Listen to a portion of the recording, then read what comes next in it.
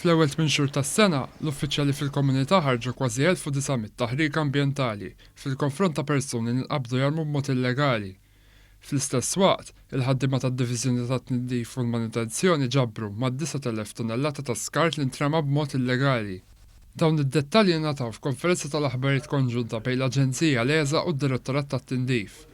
Intqal li f'Lulju f'Awwissu waħedhom ingħataw aktar minn 900 taħrik ambjentali.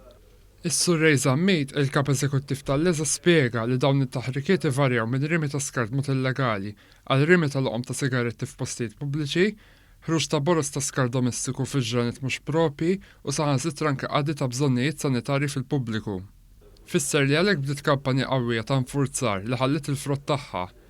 Saħaq iżda li fadal iżjed xi jsir hekk kif wara r-reklutaġġ ta' 25 uffiċjal ġdid, fil-ġimgħat li ġejjin se toħroġ sejħa li żied uffiċjali fil-komunità. Għamilna żewġ kors għal-reklutaġġ li daħlu nies, daħħalna 25 ruħ, u issa wkoll ħarġa nagħmlu reklutaġġ ieħor bil-ħsieb li nifrixu iktar mhux fuq eko biss ovvjament fuq kollox, però l-eko huwa qiegħed biex ngħidlek bħalissa qiegħed it-top tal-aġenda tagħna.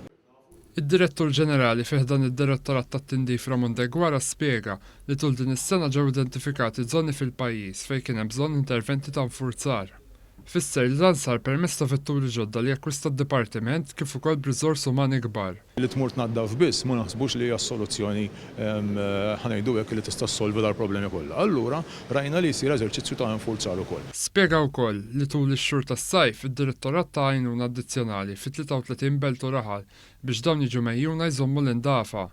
Fost dawn kien hemm San Pawl il-Baħar fejn saħaq kif ix-xogħol ma jaqta' xejn mid-direttorat beda jħalli l-frott. Dik id-dera ta' telqa fil-lokalità illum ġiet immiljorata, ġiet improved ħafna. Ġi naħseb illi s-servizzi li konna qegħdin nipproponu aħna taw il-frott tagħhom. Fisser fost l-oħrajn li tul dan is-sajf minn San Pawl il-Baħar biss inġabru mal-10 tunnellati ta' skart. Issir frekwenza ta' ġbir ta' skart madwar il-lokalità, nista' ngħid li jinġabru bejn 8 u 10 tunnellati kuljum ta' skart f'din il-frekwenza. Ġifieri min jgħidilna li ma kienx hemm bżonn ta' servizz addizzjonali naħseb li l-figuri qegħdin jitkellmu waħedhom u juru li vera kien hemm il-bżonn ta' din il-frekwenza addizzjonali ta' tindif. Il-Ministru għall-Ġustizzja u Bonici qal li l-Gvern huwa kommess sabiex ikompli jżid l-infurzar u jtejjeb il-livell ta' għixien għall-komunitajiet tagħna. Is-Segretarju Parlamentari Silvio Parnis faħħar l-impenn li għandhom l-uffiċjali tal-komunità li qegħdin jaħdmu jitfit mad-Dipartiment tat-Tindif u l-Manutenzjoni kif ukoll mal-Kunsilli Lokali sabiex ikollna pajjiż dejjem aktar nadif. Is-Segretarju Parlamentari Dejo De Battista appella l-bżonn ta' iktar kooperazzjoni mill-pubbliku biex josserva r-regolamenti u liġijiet attwali sabiex il-koll ingawdu lil pajjiżna fl-aħjar stat possibbli.